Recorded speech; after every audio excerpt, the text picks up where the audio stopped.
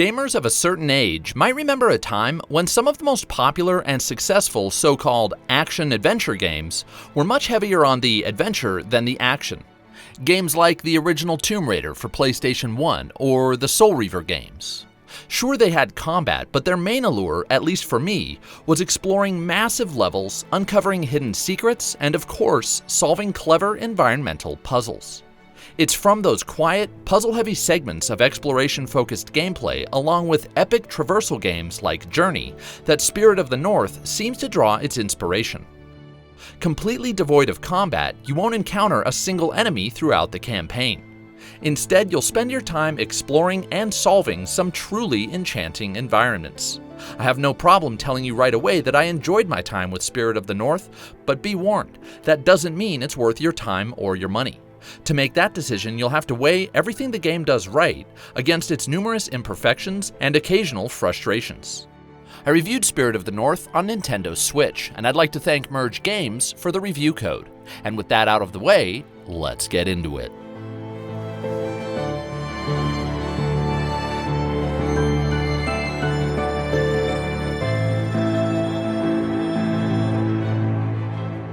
As you can see, Spirit of the North puts you in control of a fox, and you begin your quest in a wide-open snowfield. Before long, you see a far-off mountain peak emitting a stream of red vapor that you soon discover is poisoning the land.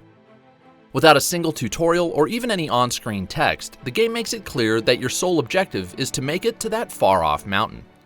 Like I said, this game draws inspiration from Journey, and just like Journey, the first bit of gameplay consists of making your way from point A to point B, following cryptic landmarks and vague clues. It's simple at first, but that's okay because right off the bat, it's hard not to appreciate the game's overall presentation. The natural settings and exotic color palette are no doubt inviting, but it's the music that really helps the game get off on the right foot, or should I say, paw. The rich orchestral swells and mysterious piano riffs went a long way to stoke my curiosity and fuel my desire to explore this world. Take a listen.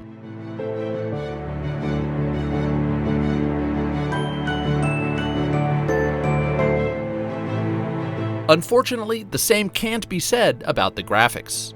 Yes, the environments are intriguing and they do draw you in, but whether you're trotting through a turquoise blue ice cave or exploring a vast meadow beneath a towering mountain range, every scene is marred by some pretty bad pop-in, at least on the Nintendo Switch.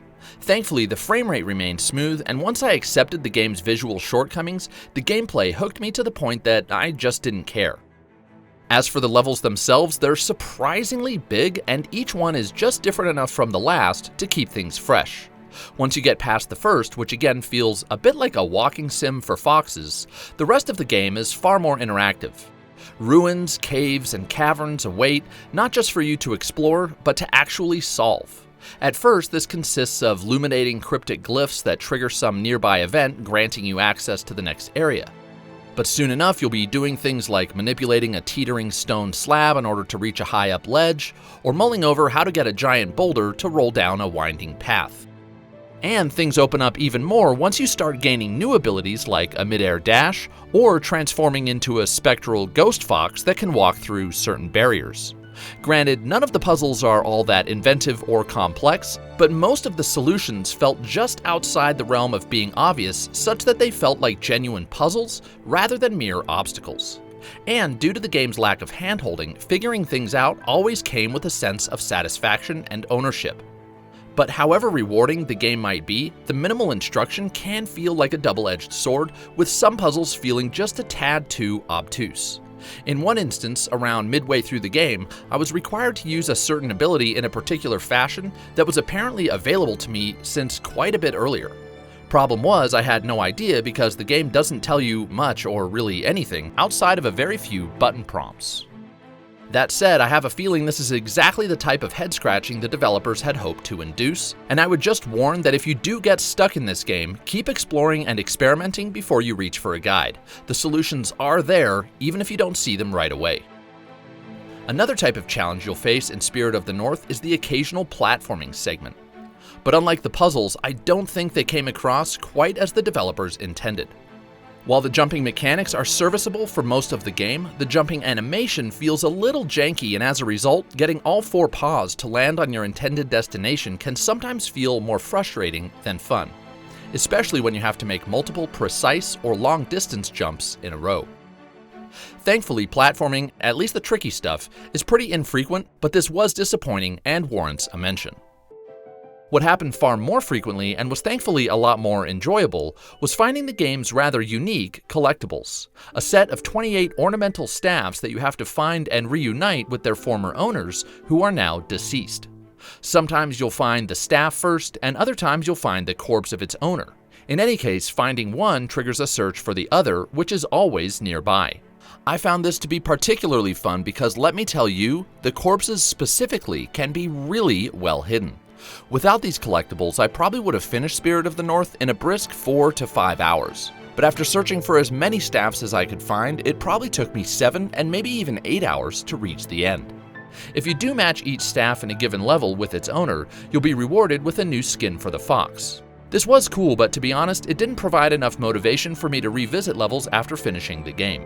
That said, there is a chapter select option that not only lets you revisit levels, but even select which part of the level you'd like to replay. That's perfect for completionists because, again, these levels are big. Getting back to the collectibles, it was unfortunately during this process of pairing staffs with their owners that I encountered a rather unfortunate bug. Sometimes I had to drop a staff I was carrying because I needed to use my chompers to complete part of a separate puzzle. This on its own was just fine.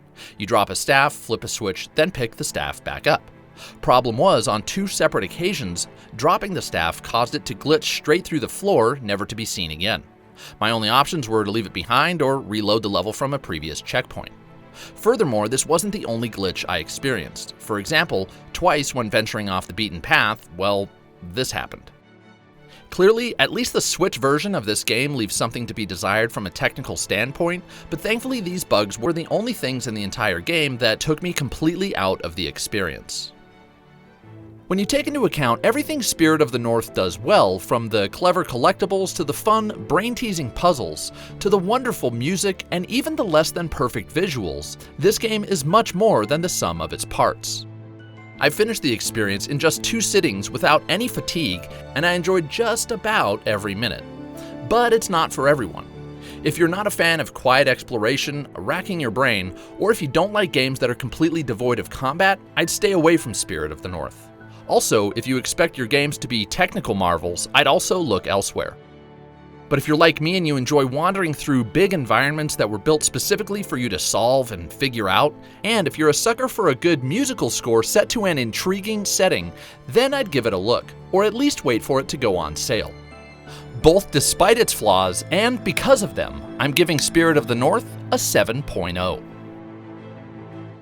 And with that, I want to thank you for watching the entire video. As always, if you enjoyed it, give me a thumbs up, and if you didn't, give me a thumbs down. If you want to see what I'm playing, or just keep up with me in general, you can follow me on Twitter and Instagram at QuestModeGames. Until next time, I want to remind everyone to never stop questing.